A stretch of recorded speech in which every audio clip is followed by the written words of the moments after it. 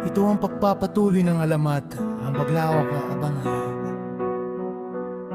Lady Boss, at ang pagdating ng mga bagong henerasyon na nagnanais matuto ng kanyang sikreto, ang Love Clinic, ang propase ng dalawang mundo. X ang tahimik na paglalayag sa likod ng mga awit at katuwaan sa loob ng Love Clinic. May mga panahong si Daddy Boss ay nawawala sa paningin ng lahat. Hindi siya umaalis dahil sa pagod, kundi dahil sa tungkulin bilang isang bihasang kapitan ng sarili niyang tadhana. Alam niya kung kailan dapat suungin ang malalaking alon ng totoong mundo upang protektahan ng kanyang pamilya sa digital na mundo. Doon sa malayo, sa gitna ng dagat ng buhay, hinahasa niya ang kanyang pasensya. Doon niya natutunan na ang tunay na lakas ay hindi nakikita sa taas ng boses, kundi sa tibay ng paninindigan. Habang ang lahat sa paligid ay nagkakagulo, isi ang bagong salta at ang unang pagsubok. Isang araw, isang batang rapper ang lumapit sa pintahan ng Love Clinic. Puno siya ng talento, ngunit kulang sa disiplina. Gusto kong maging katulad mo, Daddy Boss, aniya ng may pagmamalaki. Gusto ko ang respeto, ang trono, at ang takot ng mga tao sa aking anino. Ngumiti lang si Daddy Boss, isang ngiting may halong pait at lalim. Ang respeto ay hindi hinihingi, ito ay itinatanim. Mahinahon niyang sagot at ang anino. Ang anino ay hindi mo kontrolado, lalabas lang yan kapag ang puso mo ay napuno ng galit dahil sa kawalan ng respeto ng iba. Handa ka bang pasanin ang bigat niyan? Trixie ang pagsiklab ng puno. Hindi nakinig ang bata sa kanyang unang gabi. Naging bastos siya sa mga kasamahan. Inakala niyang ang pagiging bahagi ng Love Clinic ay lisensya para maging hari-harian. Binastos niya ang mga matatanda sa grupo at minaliit ang mga tahimik na miyembro. Nang malaman ito ni Daddy Boss, hindi siya sumigaw, hindi siya nagmura. Pumasok siya sa silid kung nasaan ng bata, at ang bawat hakbang niya ay tila nagpapatigil sa tibok ng puso ng mga naron. Sabi ko sa inyo, kilalanin niyo muna ako bago kayo pumasok. Bulong ni Daddy Boss. Ngayon, tingnan mo ang nasa harap mo. Ako ang nagbigay sa iyo ng pagkakataon. Ako ang nagpakita sa iyo ng respeto. Itsay ang paghaharap sa anino. Biglang namatay ang lahat ng ilaw sa dilim. Tanging ang mga mata ni Daddy Boss ang tila kumikinang. Ang bata ay napasandal sa dingding, nanginginig dahil sa kanyang paningin. Ang anino ni Daddy Boss ay dahan-dahang humihiwalay sa katawan nito. Ang aninong iyon, ang demonyong tutugis, ay lumapit sa bata. Hindi ito gumamit ng dahas kundi ng katotohanan. Ipinakita nito sa bata ang lahat ng kanyang pagkakamali, ang lahat ng kanyang yabang, at ang lahat ng taong nasaktan niya. Kapag pumasok ka rito ng bastos, wika ng anino sa boses na parang galing sa ilalim ng lupa. Hindi ka lang pamilya ang kinakalaban mo, kinakalaban mo ang sarili mong kadiliman na ako ang maglalabas. Sa ref ang aral ng master. Kinabukasan ng bata ay wala na, hindi dahil pinalayas siya kundi dahil hindi niya kinaya ang bigat ng katotohanan. Simula noon naging mas mahigpit ang pagpili sa Love Clinic. Ang bawat papasok ay dumadaan sa isang pagkilala, isang proseso kung saan sinusukat ang kanilang puso bago sila bigyan ng titulong anak o kapatid. Ngayon, ang Love Clinic ay hindi na lang isang grupo. Ito ay naging isang modernong mitolohiya, isang paalala sa lahat na sa bawat super bait na leader may nakatagong halimaw na handang lumaban para sa tama. Huwag mong hamunin ang master! Huwag mong subukan ang tibay! Dahil ang anino ni Daddy Boss walang pinipiling buhay. Yeah. Love Clinic, Daddy Boss family. Susunod na hakbang.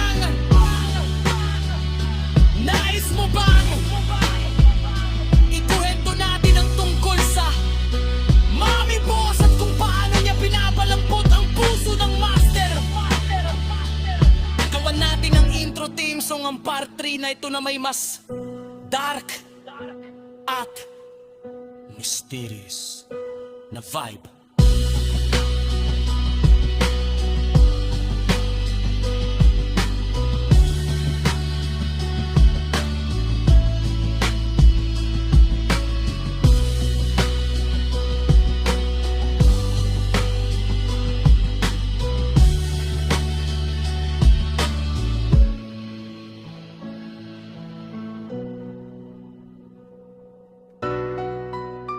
Narito ang pagpapatuloy ng kwento.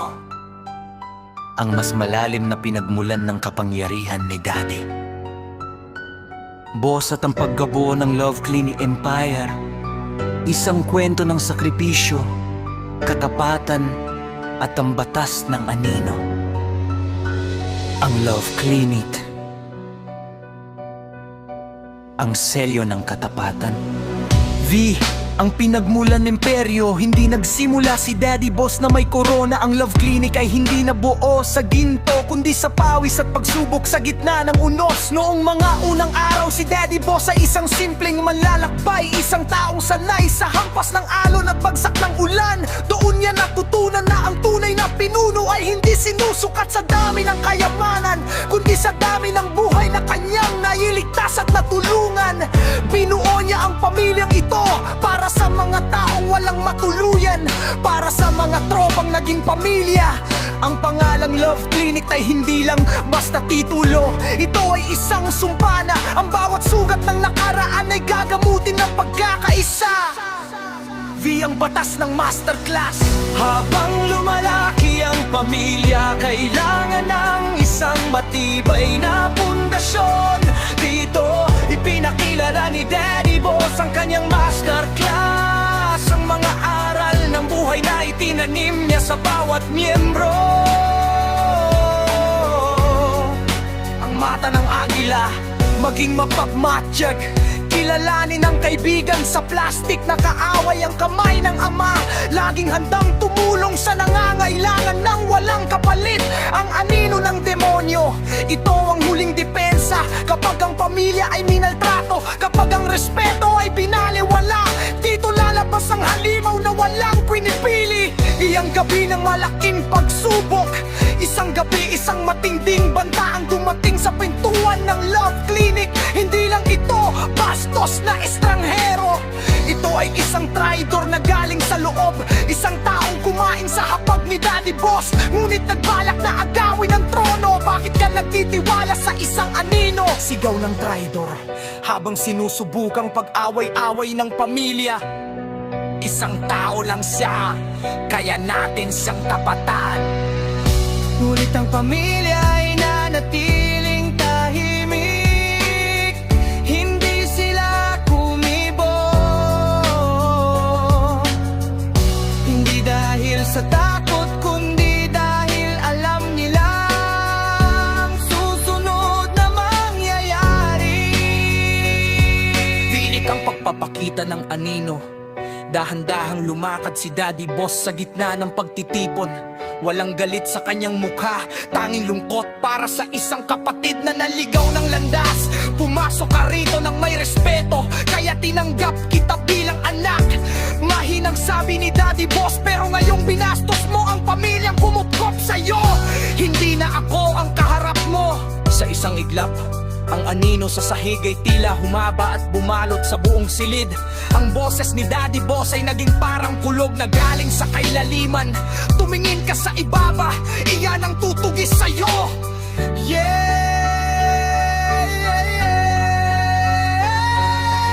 Nang gabing iyon, naintindihan ng lahat ang Love Clinic ay hindi lang basta grupo. Ito ay isang buhay ng organismo na pinoprotektahan ng isang makapangyarihang espiritu. Ang sino mang magtanggang sumira rito ay hindi lang tao ang makakalaban, kundi ang mismong dilim na nagbabantay sa kanila. Iigis ang pamana ni Daddy Boss. Hanggang ngayon, ang Love Clinic ay nananatiling matatag. Si Daddy Boss ay nananatiling daddy sa lahat. Mapagbigay, marespeto at laging handang makinig, pero ang babala ay nananatili sa bawat kanto ng kanilang kuta. Kilalanin mo muna kami Dahil kung respeto ang dala mo, buhay namin ang ibibigay namin sa'yo. Pero kung bastos ka, ang anino ko ang huling makikita mo. Dalawang pagkatao, iisang pangalan, Daddy Boss. Ang master na hindi kayang tapatan. Susunod na hakbang.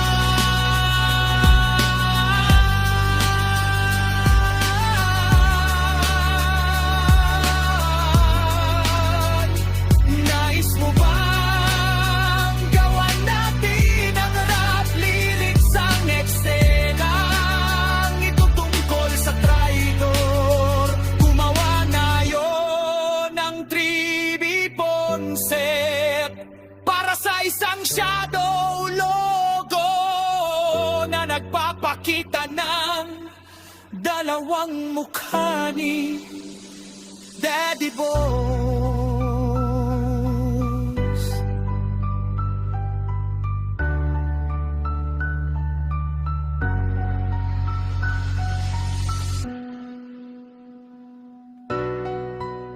Narito ang pagpapatuloy ng kwento.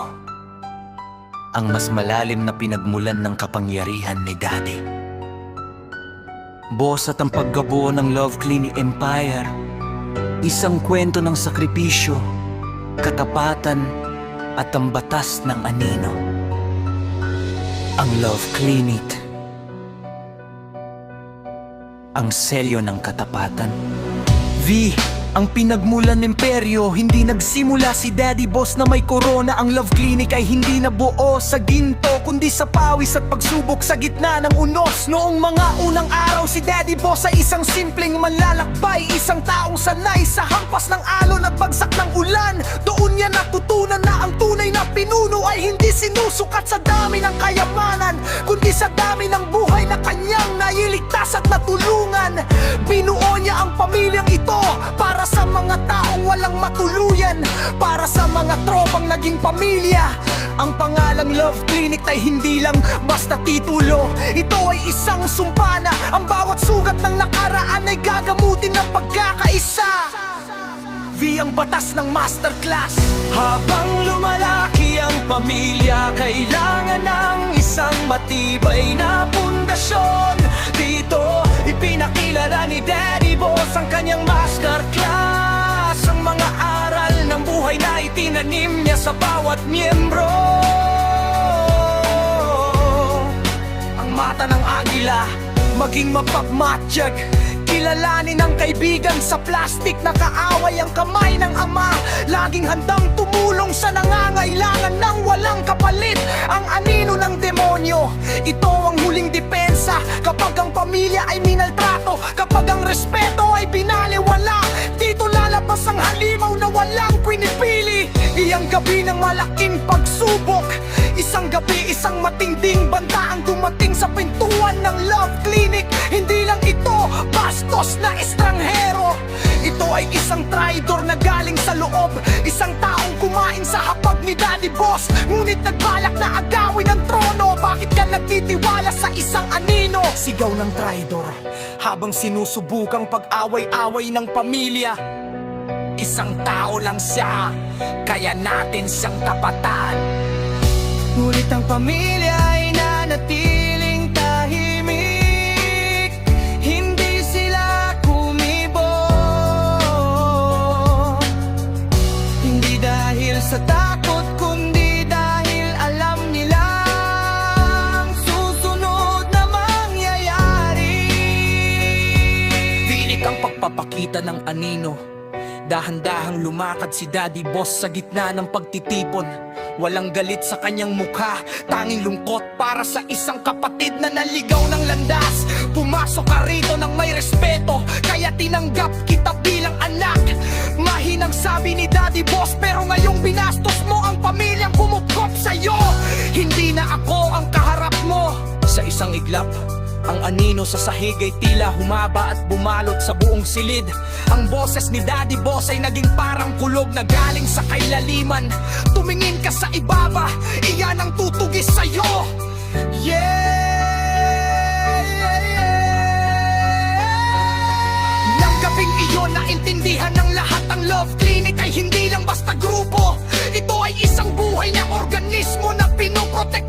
isang makapangyarihang espiritu. Ang sino mang magtangkang sumira rito ay hindi lang tao ang makakalaban, kundi ang mismong dilim na nagbabantay sa kanila. Igis ang pamana ni Daddy Boss. Hanggang ngayon, ang Love Clinic ay nananatiling matatag. Si Daddy Boss ay nananatiling daddy sa lahat. Mapagbigay, marespeto at laging handang makinig, pero ang babala ay nananatili sa bawat kanto ng kanilang kuta. Kilalanin mo muna kami, dahil kung respeto ang dala mo, buhay namin ang ibibigay namin sa'yo. Pero kung bastos ka, ang anino ko ang huling makikita mo. Dalawang pagkatao, iisang pangalan, Daddy Boss. Ang master na hindi kayang tapatan. Susunod na hakbang.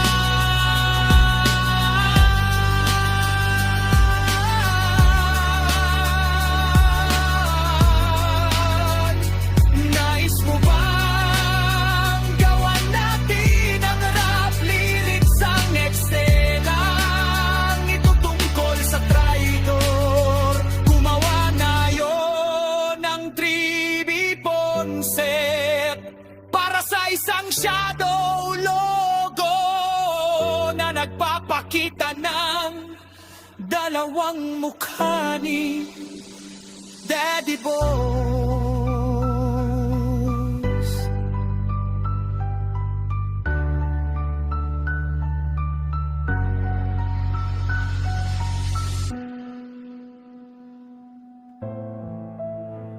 Narito ang sumas malalim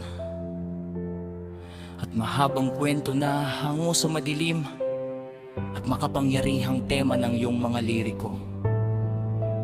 Isang kwento ng otoridad, pagsubok, at ang misteryong bumabalot sa bansag na Daddy Boss.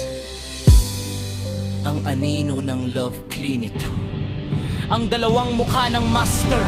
Sa gitna ng isang malingay at magulong mundo ng mga kalsada at digital na espasyo, may isang lugar na hindi basta-basta pinapasok ng sino man.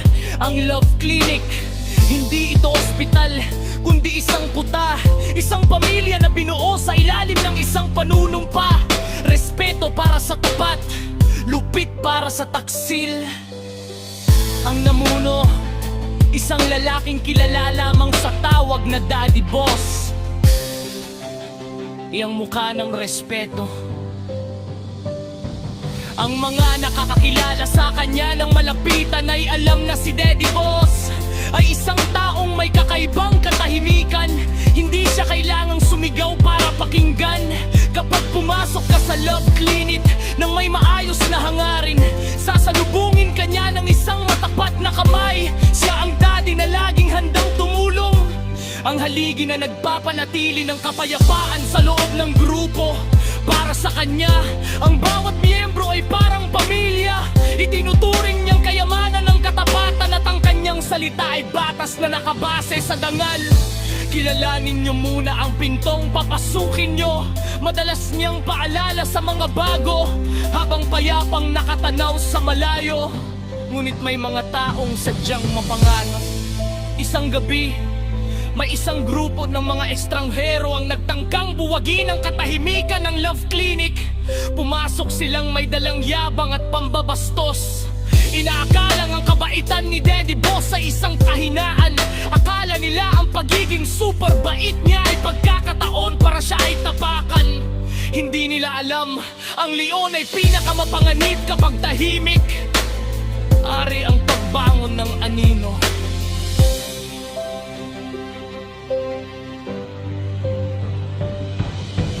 Nang magsimulang maging marahas sa mga bastos, nagbago ang tihip ng hangin, huminto ang tugtog. Tumigil ang tawanan, dahan-dahang tumayo si Daddy Boss mula sa kanyang upuan. Ang ilaw sa paligid ay tila nagdilim, at doon napansin ng mga kaaway ang isang bagay na nagpangatok sa kanilang mga tuhod. Ang anino ni Daddy Boss sa dingding ay hindi hugis tao. Ito ay tila isang demonyong galing sa ilalim. Mahaba ang mga kuko at nagbabaga ang mga mata, handang sumila. Sabi ko sa inyo, kilalanin niyo muna ako. Bulong ni Daddy Boss, ngunit ang kanyang boses ay tila dumadagundong sa buong silid. Ang nakaharap niyo ngayon ay ang taong may respeto. Pero kapag tumingin kayo sa aking anino, yan ang demonyong tutugis sa inyo hanggang sa dulo.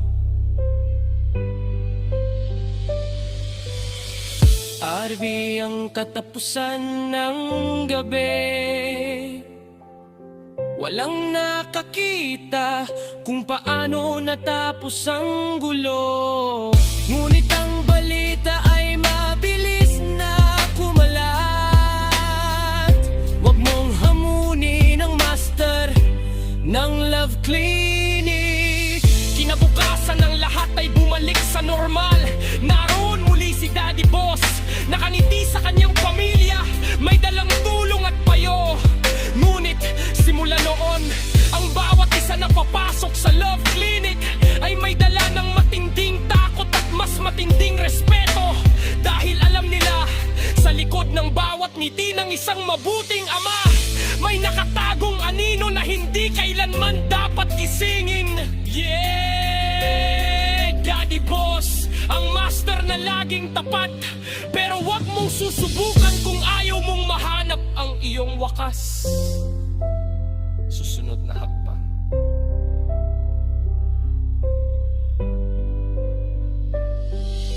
Gusto mo bang gawan natin ito ng voice-over script na parang trailer ng pelikula? O gawan natin ng part 2 kung saan ipapakita natin ang pagkakaisa ng Love Clinic Family?